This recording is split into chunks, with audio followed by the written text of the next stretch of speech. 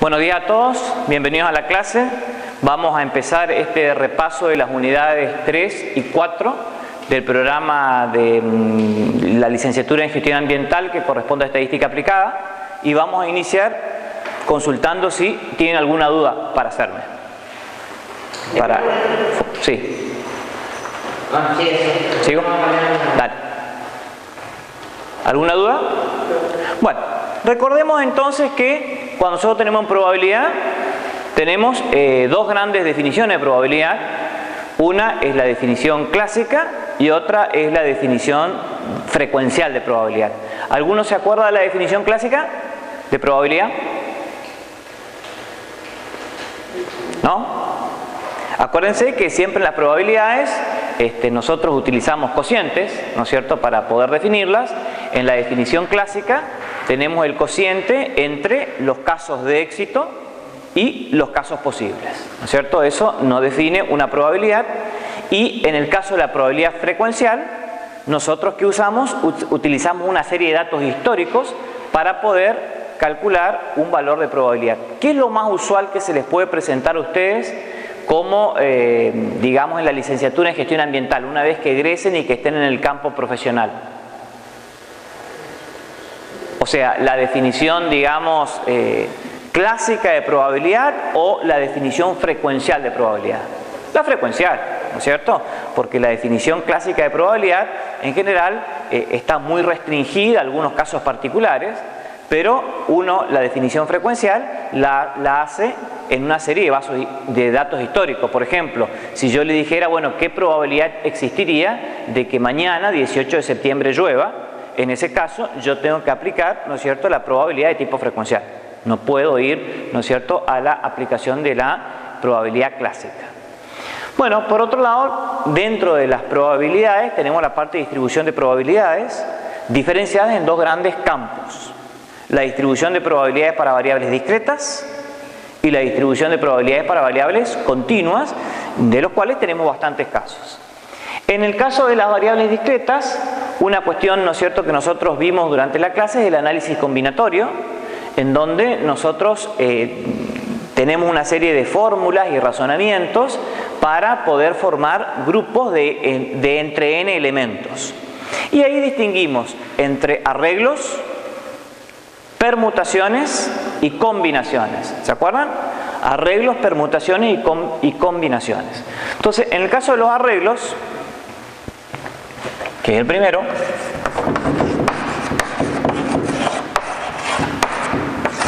nosotros disponíamos de ¿cuántos elementos para analizar? Nosotros disponemos de n elementos, que los vamos a agrupar en grupos de ¿cuántos elementos? En forma genérica. Los vamos a agrupar en grupos de k elementos, como dice ahí. Tenemos n elementos tomados de k en k y formamos grupos de k elementos cada uno. ¿En qué se diferencia un grupo de otro grupo en los arreglos?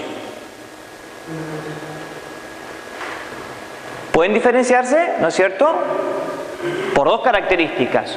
O bien, ¿no es cierto?, se diferencian en los elementos que integran o bien en el orden de los elementos. Y teníamos una fórmula, no sé si ustedes se acuerdan.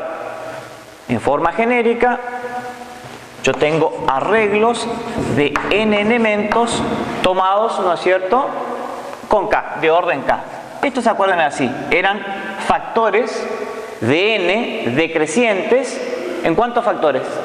En k factores, ¿no es cierto? Entonces, por ejemplo, n por n-1 por n-2, acá siguen, ¿no es cierto?, los factores por 3, ¿no es cierto?, por 2, y acá, como no sabemos, esto se reitera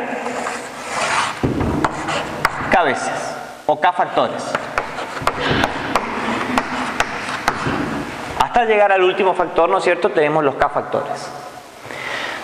Después, ¿no es cierto?, otra forma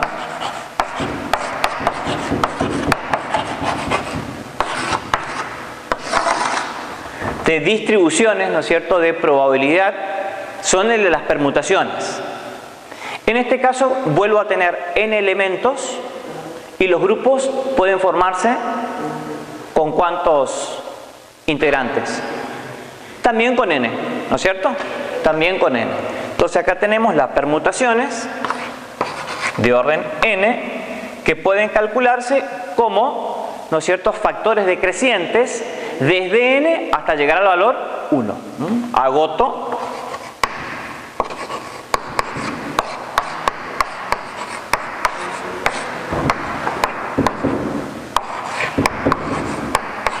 que es lo mismo que decir factorial de n. ¿En qué se diferencia, no es cierto, un grupo de una permutación de otro grupo de una permutación? Solo en el orden, porque la cantidad de elementos en juego siempre es la misma. Y finalmente tenemos las combinaciones.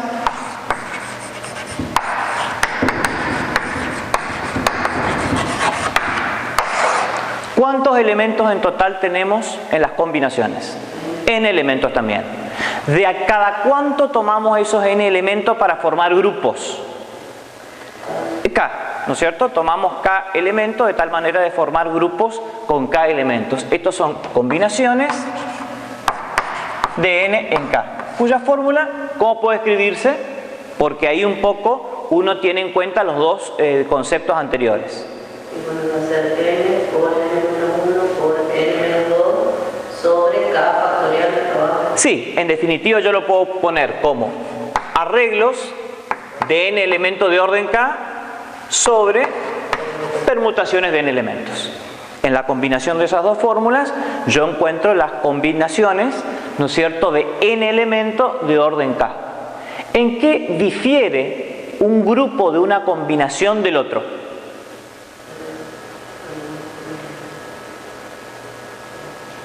Fíjense que la secuencia es como lógica, ¿eh? Fíjense que la secuencia es como lógica. Cuando yo tengo un grupo que constituye un arreglo de K elementos, un grupo difiere del otro en el orden de sus elementos o en la naturaleza de sus elementos, o características de sus elementos. En el caso de las permutaciones, ¿no es cierto?, una permutación difiere de otra en el orden de sus elementos. Y en este caso, exacto. El grupo de una combinación difiere de otro en la naturaleza de sus elementos, en la característica de sus elementos. Efectivamente, esa es la manera de verlo. Dentro de las distribuciones de probabilidad para variables continuas, una que tiene una enorme aplicación dentro del campo que ustedes se van a desarrollar es, ¿cuál? A ver si me recuerdan. Dentro de las distribuciones de probabilidad para variables continuas, hay una que tiene gran aplicación dentro del campo en el cual ustedes van a trabajar como licenciados en gestión ambiental. ¿Recuerdan cuál es o no? Que fue motivo, digamos, de charlas y de conversaciones, digamos, y de debate durante las clases presenciales. Es la distribución normal o distribución de Laplace, ¿no es cierto? Ahí nosotros tenemos una función, ¿no es cierto? Acá está el gráfico de la función, esta es la gráfica de la función, y representada esa función, el área de la función nos permite calcular probabilidades en intervalos de variables continuas. Quiere decir que si yo quiero calcular la probabilidad de que la variable esté entre los valores x2 y x1, debo calcular el área que se encuentra bajo la función. ¿Se acuerdan de eso? Bueno, ¿qué significaría? Que cuando nosotros tenemos, digamos, un planteo de este tipo, tendríamos que tener la función, hacer el gráfico y calcular el área, lo cual es una tarea que implica una cierta complejidad y un cierto trabajo. Afortunadamente, el Gauss, ¿no es cierto?, un matemático, hizo una tarea que nos libra de esa carga, digamos, ¿no? Y calculó una variable estandarizada que se denomina z, que se distribuye normalmente ¿con qué valores? ¿Pero qué es 0? Bueno, está bien. El valor medio, ¿no es cierto?, de la distribución es 0, pero del conjunto de datos que nosotros estamos analizando, de acuerdo con la interpretación de Gauss, es el promedio, ¿no es cierto? Es el promedio. Y la varianza de los datos en esta curva de Gauss, ¿cuánto vale? ¿Cuánto? No, pero la varianza del conjunto de datos vale 1. 1, ¿no es cierto? Entonces, según la distribución de Gauss,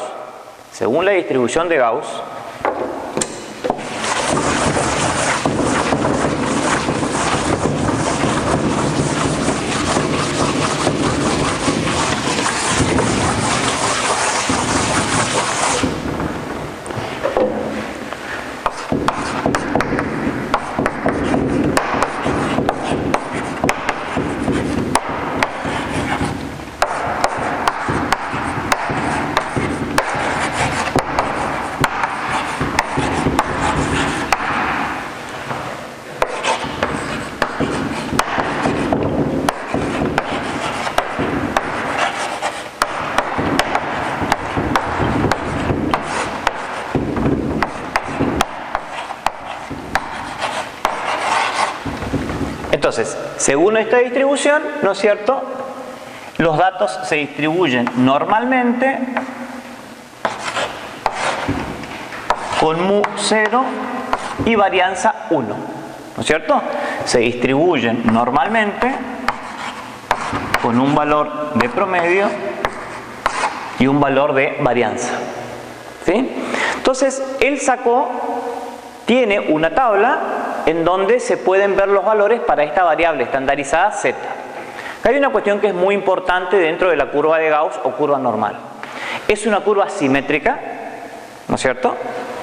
El área bajo la curva que él tiene calculado, ¿no es cierto?, en una tabla, ¿cuánto vale? El área bajo la curva que mide probabilidades, ¿cuánto vale?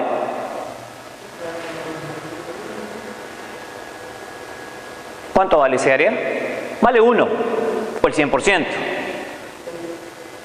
Eso está calculado en la tabla. Y por otro lado, una cuestión que uno tendría que ver es que el área que hay desde el eje de simetría, que pasa por el promedio hacia la derecha, es igual al área que hay desde el eje de simetría hacia la izquierda. Con lo cual, ¿qué estamos diciendo acá? Si ya dijimos que la probabilidad que se encuentra bajo la curva vale 1, o también puede interpretarse como el 100%, significa que la probabilidad que hay desde el eje de simetría hacia la derecha vale el 50% y la probabilidad que hay del eje de simetría hacia la izquierda es el otro 50%. Ese es el motivo por el cual nosotros utilizamos en el desarrollo de las clases una tabla de probabilidad que tiene solamente una parte de la función, porque al hacerlo en forma simétrica, ¿no es cierto?, lo podemos distribuir. El tema con la variable esta estandarizada es que nosotros hacemos observaciones que no corresponden a esa variable estandarizada. Hacemos observaciones de una variable aleatoria cualquiera x que tenemos que interpretar. Entonces, ahí existe un mecanismo para que nosotros podamos interpretar las variables aleatorias que están en la naturaleza y que ustedes van a encontrar dentro de la gestión ambiental, y poder trabajar con la variable estandarizada. Para eso, ¿qué es lo que necesitamos hacer? Yo necesito, ¿no es cierto?, mi variable x estandarizarla a un valor de z. ¿Cómo se hace eso? ¿Cómo se hace el proceso de estandarización de una variable aleatoria experimental a llevarla a una variable estandarizada, z? Con la fórmula de haciendo la xi menos la medida sería que mu sobre el desviantante. Entonces, la fórmula es z, pues yo voy a calcular z para la variable x que yo estoy observando, igual a x sub i, vamos a ponerle, que sería mi valor experimental observado, menos el valor de la media aritmética sobre, ¿no es cierto?, el desvío estándar, que sería este. Con esto, con esta fórmula, nosotros vamos a poder aplicar para nuestras variables observadas la tabla de Gauss, estandarizando la variable de esa manera y obteniendo un valor de z. ¿no es cierto? Este valor de X, que es un valor observado, lo vamos a pasar a Z y de ahí, ¿no es cierto?, nosotros vamos a poder utilizar la tablita, ¿no es cierto?, que ustedes tuvieron cuando se hizo el desarrollo de las clases. Vamos a ver esto directamente con la propuesta de un ejercicio, a ver cómo ustedes resolverían en función del material que nosotros desarrollamos.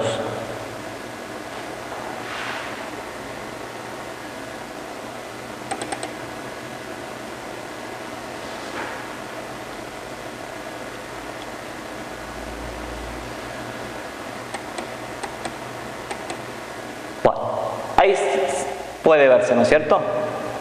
Vamos a analizar el total de lluvia caída anualmente en una zona de la provincia de Corrientes, que puede analizarse como una variable aleatoria que se distribuye normalmente con una media aritmética que vale ¿cuánto?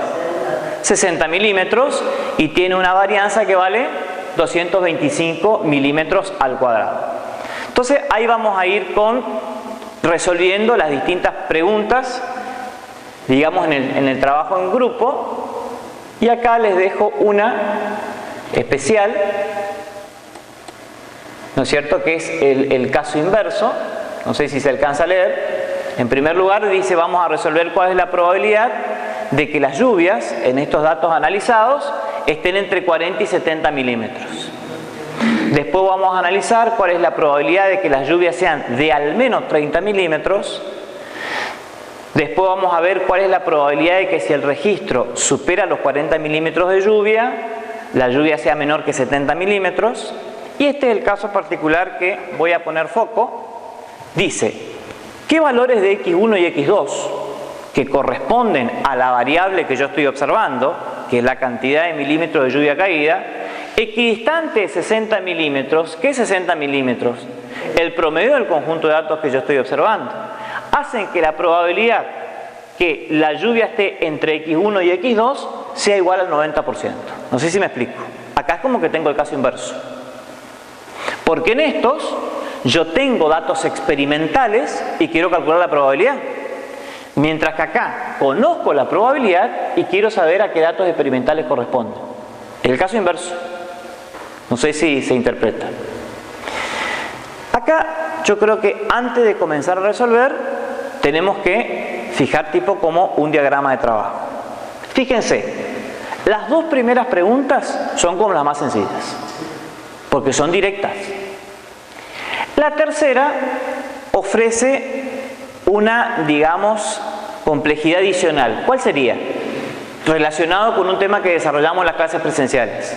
Tiene que ser con un condicional que debe ser mayor a 40, pero menor a 70. Claro, con lo cual estamos hablando de qué cosa. Muy bien ahí la intervención. Estamos hablando de una probabilidad condicional que reduce el espacio muestral, ¿no es cierto? Acá la tercera, o sea el ítem C que tenemos acá, necesariamente lo vamos a tener que resolver con un cociente, ¿no es cierto? Porque estamos hablando de una probabilidad condicional. Y bueno, y ahí sí me gustaría ver después cómo razonan y después yo voy con el grupo para resolver esta que está acá. Con lo cual, para todas tenemos que trabajar con la tabla. Entonces, ahora sí, comenzamos el trabajo individual y en equipo.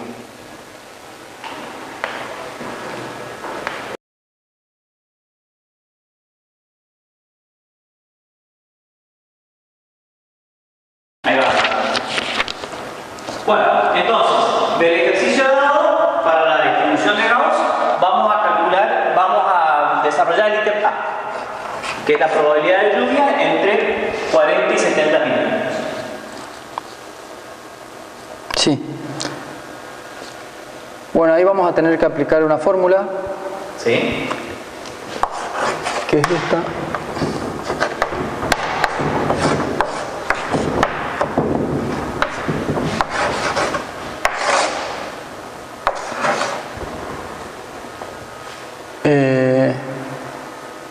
Este valor corresponde a la media que nos da el dato del problema. ¿Sí? Esto es el desvío estándar. ¿Estándar? Que lo hallo ahí, de hallar la raíz cuadrada de la varianza. Como el dato que tenemos en la varianza, es fácil calcular el desvío estándar. Procede. Bueno, Vamos a hallar Z1 y Z2 porque tenemos valores de 40 y 70 milímetros. Primero tomamos 40 milímetros.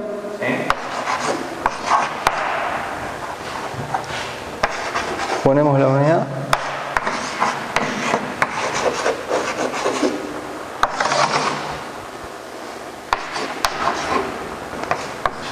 $15 milímetros sería, ¿no es cierto? Si vas a poner las unidades. Sí.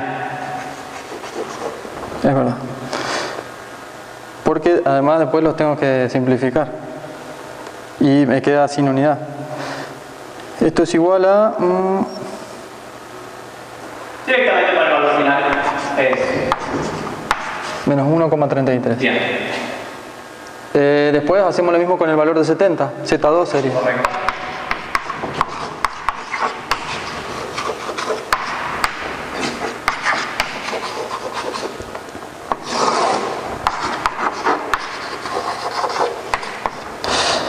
Esto nos da 0,67. Bien. Ahí además te pido que para poder interpretar la consigna, una vez que tenés las variables estandarizadas, hagas un pequeño gráfico respecto de qué área queremos calcular nosotros.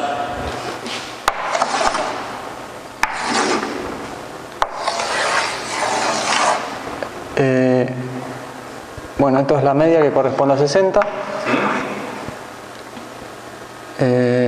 Nosotros queremos calcular el valor entre 40 milímetros y 70 milímetros. La probabilidad de que caiga el entre 40 y 70 milímetros. Sí.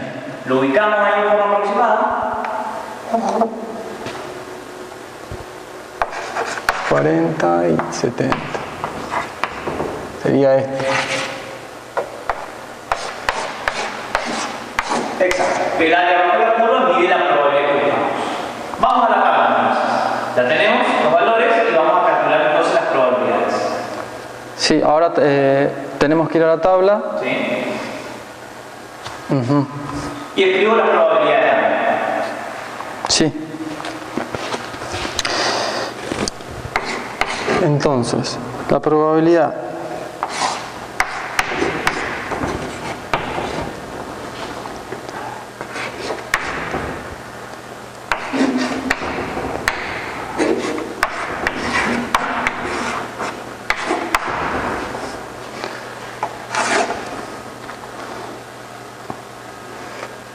va a ser igual a la probabilidad. Si vos seguís nomás, yo te separo. Sí, está medio caótico. Y acá le ponemos igual. Igual. Sí, a la probabilidad.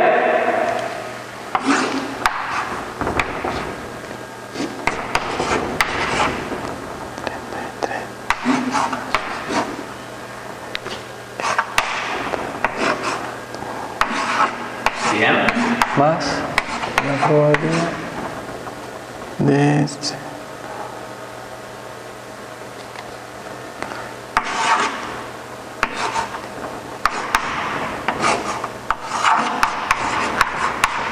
Ahí la variable que utilizaste, ¿es Z o es X? En esta expresión que escribiste recién. Esta variable que está acá, ¿es Z o es X? No, esto es Z. Es Z, correcto. Es la variable estandarizada en este caso. Sí, sigo trabajando con eso. Igual eso entonces. Sí, esto es igual. Sigo acá abajo. Sí. A la probabilidad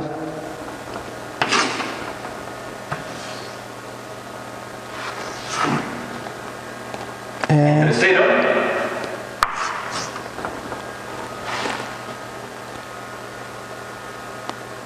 sí. Z.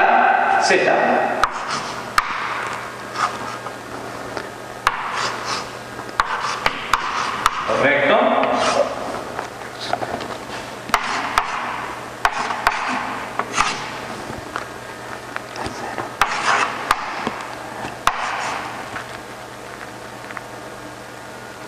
Z.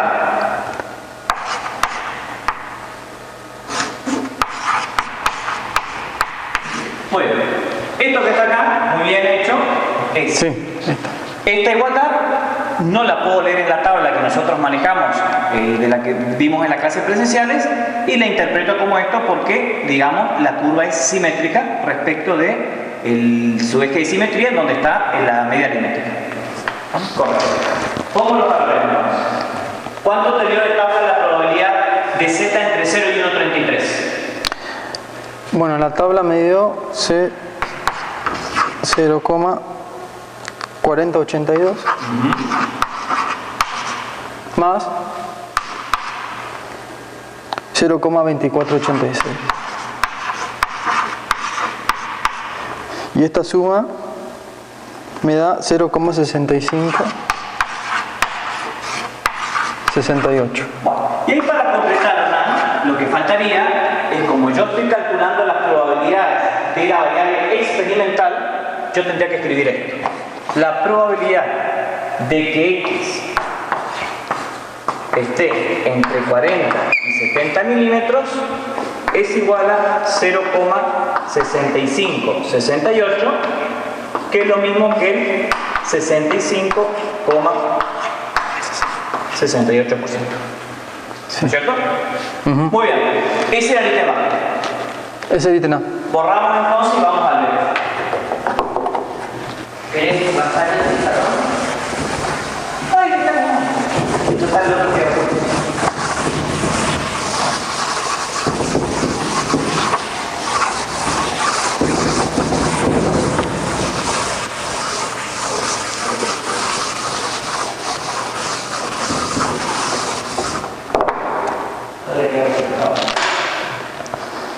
Bueno,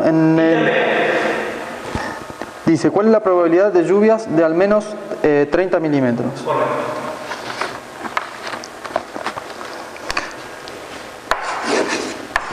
Aplicamos otra vez la fórmula. Sí.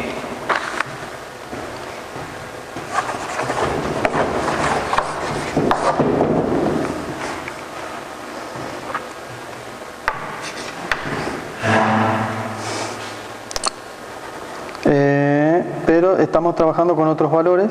Correcto. El ítem B, 30. Tenemos un 30. 30. Entonces tenemos 30 milímetros menos 60, que es la media, sobre el desvío estándar, que es 15 milímetros.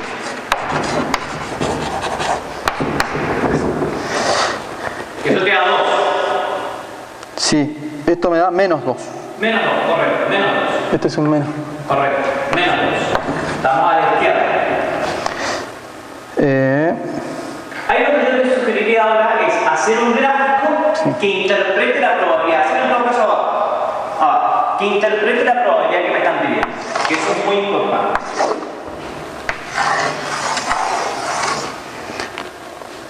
Este es 60.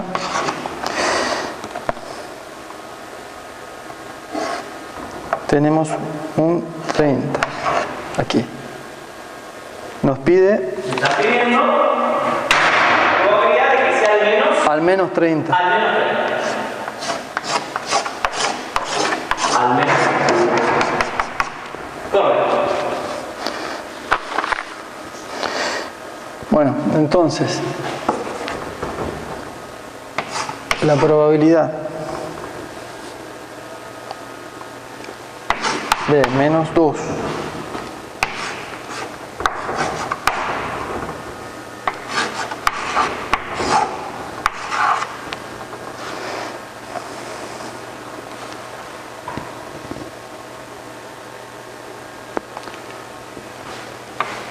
más Sí. 0,5, que equivale a esto. Correcto. Acá lo que quizás quedaría más claro para quien está viendo es que esa probabilidad que estás calculando acá es la probabilidad, ¿no es cierto?, de que Z sea mayor que menor. Esa es la probabilidad que estamos calculando. Obtenemos el dato de la tabla. Correcto. Que nos dio este dato en la tabla sería el 2 ¿Sí? Yo eso lo puedo adaptar, ¿no es cierto? Para la tabla, Claro. lo puedo adaptar y escribirlo de la siguiente manera. Sí. Este es 2 positivo, ¿no es cierto? Más 0,5. Este dato en la tabla nos da 0,4772 Correcto. más 0,5.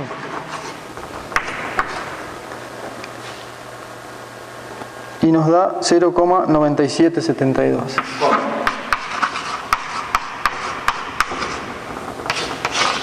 Esta es la probabilidad. Por lo tanto, vuelvo a mi variable experimental. La probabilidad, ¿no es cierto?, de que X sea mayor que 30 milímetros es igual a 0,9772 igual a 97,72%. Muy bien. Entonces ahí sí, si querés levantar el salón para que no quede tan sucio y así baja. Esperamos. Y ya tenemos resuelto el ítem B.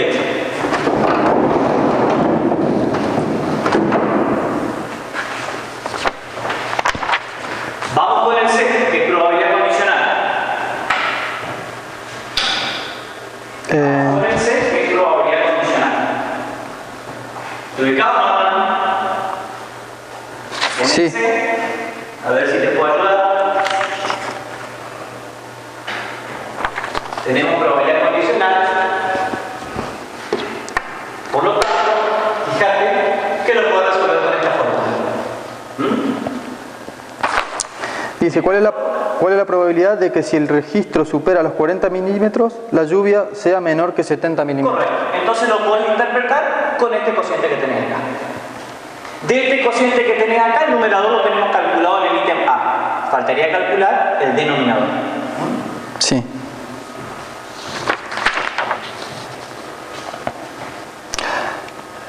Ponemos ítem C, entonces.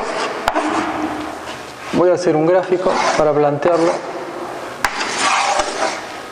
en donde Ubico la media, que es 60, y ubico el valor experimental de la variable alimentaria, que es 40. nos pide la probabilidad de que supere 40. Correcto.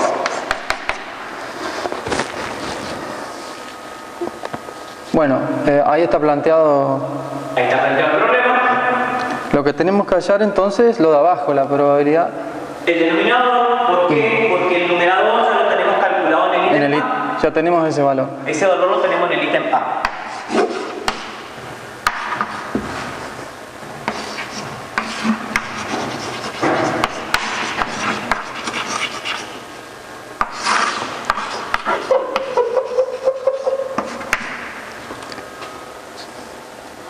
Esto nos da menos 1,33. Correcto. Entonces, la probabilidad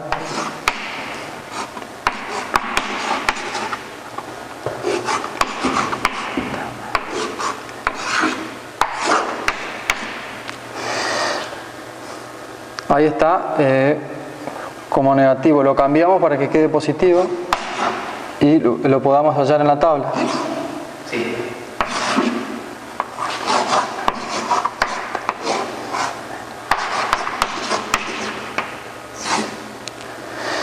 Acá una única corrección, Hernán, para ayudar a interpretar este ejercicio.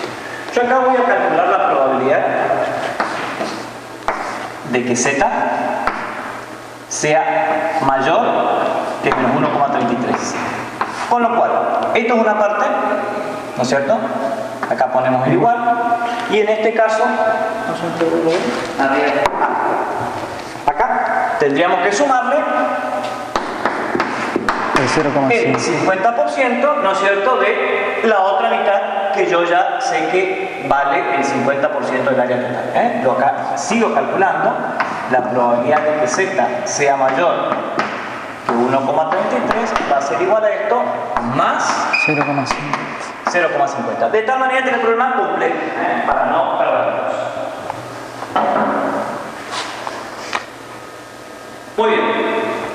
Bueno, entonces vamos a tener la probabilidad de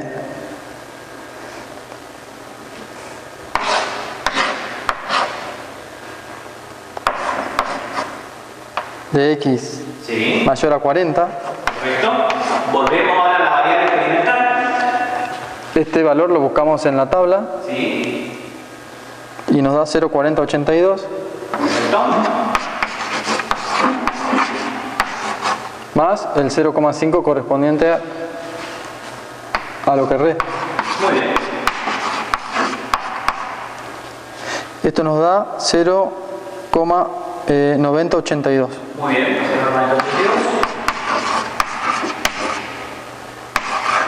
9082. Entonces hallamos el numerador. El numerador lo tenemos en A y lo podemos copiar. Claro, hallamos el denominador en realidad. El denominador está aquí, ¿no es cierto? El denominador salió de acá. Este valor del denominador lo tenemos acá, que es la probabilidad de que x sea mayor que 40 es 0,9082, pues una probabilidad del 90,82%. Es el denominador del cociente que estamos buscando. El numerador lo tenemos calculado en el ítem A. Quiere decir que nos falta resolver el cociente. Bueno, tomando, lo voy a plantear acá abajo.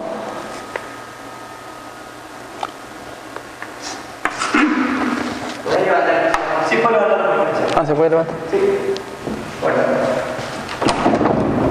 Y capaz ponerlo ahí abajo. Ahí. Acá. El cociente. ¿Acá? Ahí abajo. Así seguimos. Ahí si querés tener ya la forma de cálculo, si querés tomarla de acá. Sí.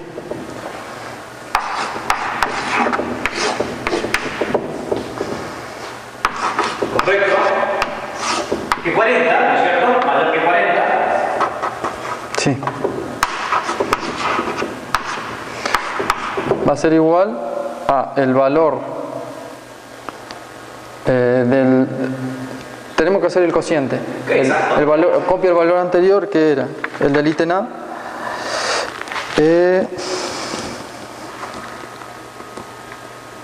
0,67. Ajá. No, 0,6568. 0,6568 Correcto. sobre El valor que tenés ahí, mira, acá lo tenés 0,9082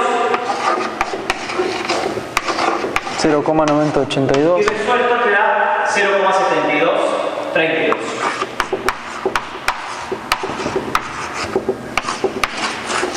Muy bien.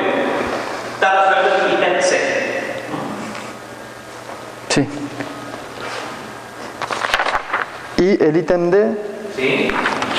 El ítem D, que el caso inverso, en todo caso quedarte con este pizarrón que está más limpio, papá. sí. Y vamos. ¿Entiendes? Lo vamos todo de la manera que claro.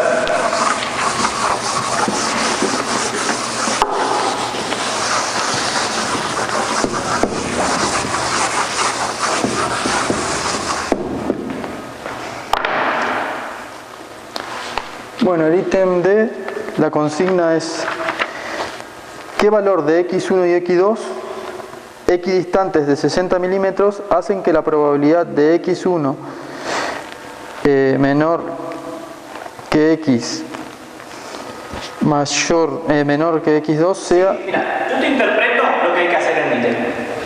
Yo te interpreto lo que hay que hacer en el tema. La probabilidad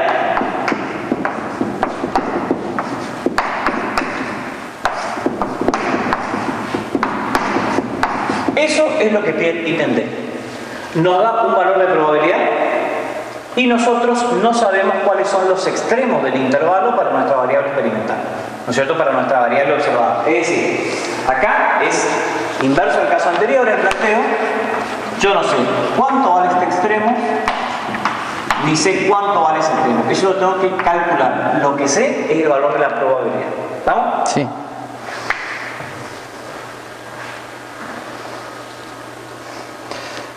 Bueno, acá tengo que trabajar con la tabla. Exacto, tengo que trabajar con la tabla. Con los valores del centro de la tabla, no con las coordenadas. Exacto, yo trabajo, ¿no es cierto?, con el interior de la tabla y no como hacía antes con la columna y la fila de la variable estandarizada. Muy bien, ¿qué valor tendría que buscar en la tabla? Yo acá si queréis les puedo mostrar.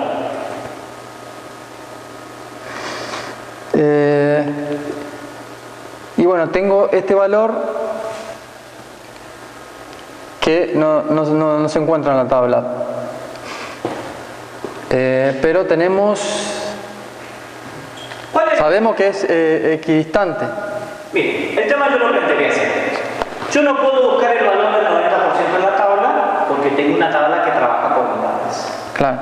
Pero como los extremos son equidistantes, ¿no es cierto?, del valor promedio, que es 60 milímetros, que es dato, quiere decir que una mitad de la probabilidad va a estar del lado derecho y otra mitad de la probabilidad va a estar del lado izquierdo de la curva de Gauss.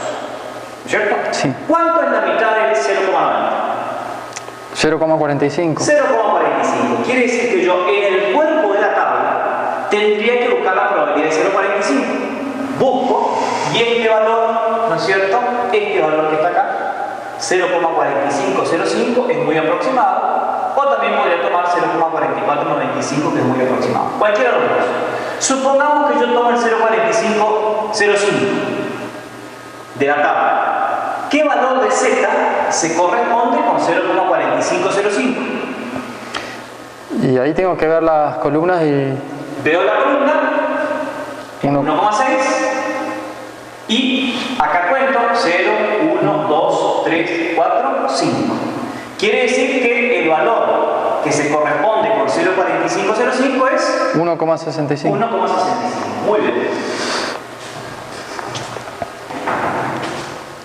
Bueno, yo tengo ese 1,65.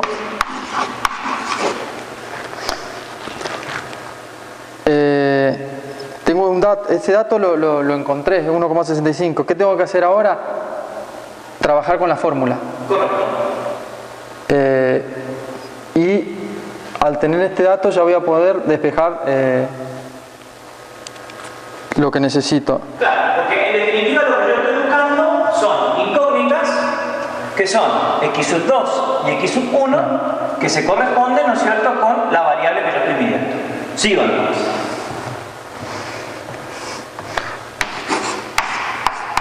Bueno, sé que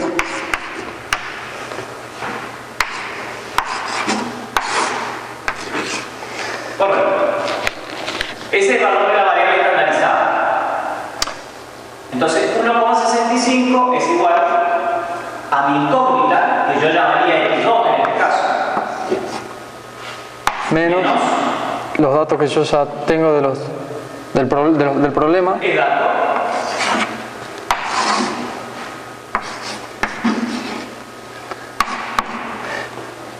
Y tengo que despejar x1. Despejo el valor de x2.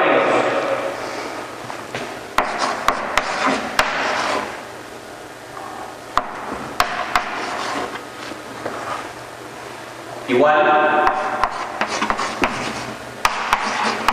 Muy bien.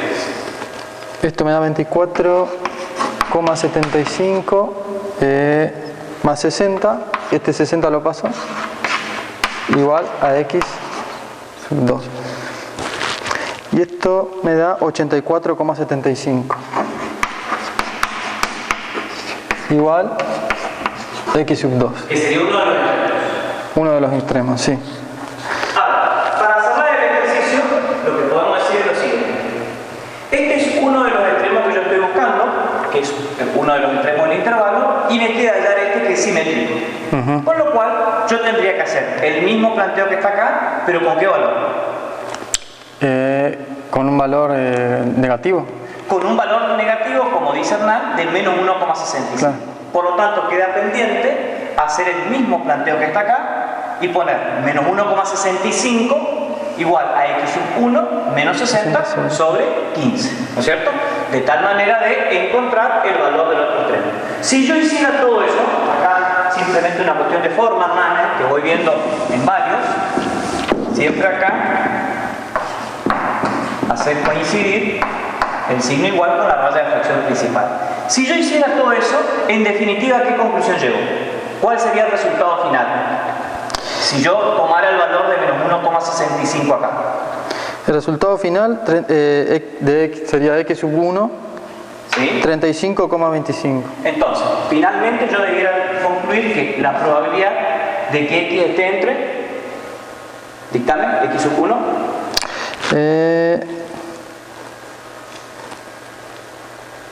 x sub 1, el primer extremo, si yo trabajara con menos 1,65.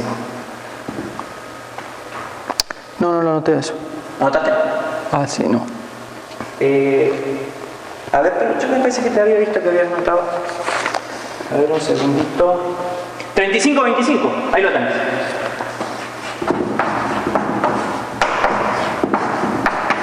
Y este, 84,75.